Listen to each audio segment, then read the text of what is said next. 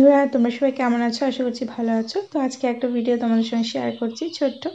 তো এখানে ছেলের খাবার নিয়ে নিয়েছি, ডিম ভাজা, ডিম ঝুড়ো, আলু সেদ্ধ, আলু চোখা আর ডাল ভাত। তো একটা বন্ধু দেখলাম লিখলো বাচ্চাদের ছোটো থেকে নিজের হাতে খাওয়ালেই ভালো। তো সেটা ঠিকই আছে, নিজের হাতে খাওয়ালেই ভালো। তো নিজে খেলে পেটটাও ভরে, আর মায়েরা মনে করে যে পেট ভরে না, কিন্তু আমি ছোটো থেকে ওকে দুবেলা খাইয়ে দিই। আবার নিজেও খায়, স্কুলে চলে যায়, অনেকটা সময়ের গ্যাপ থাকে। কারণ বাচ্চা যত বড় হতে থাকে মায়ের থেকে বাবা থেকে ততই দূরত্ব বাড়তে থাকে। যারা চাকরি করে বা বাইরে কাজ করে তারা দেখবে অনেকটা সময় বাচ্চা থেকে দূরে থাকে, কিন্তু আমার মনে হয় খাইয়ে দেওয়ার সময় সে যে আমার পাশে বসে খায় সেই সময়টা অনেক সুন্দর একটা সময়। কারণ দেখো না, আমি ছোট থেকে মায়ের কাছ থেকে অনেক দূরে সরে আছি, তো চাইলেও বিয়ের পরে সবাই যেতে পারে না। তো ছেলেদের ক্ষেত্রেও তাই, ছেলেরা পড়াশোনা করে বাইরে পড়াশোনার জন্য যায়। তো সেক্ষেত্রে আমি বলবো যে মায়ের পাশে বসে খাওয়া সেটা ঝামেলা মনে হয় না।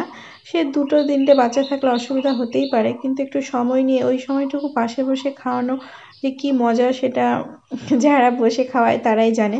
হ্যাঁ, নিজেও খায়, অভ্যাস করতে হবে, তাহলে বাইরে গিয়ে অসুবিধা হবে না। তো চলো, ছোট্ট একটা ভিডিও শেয়ার করলাম। টাটা।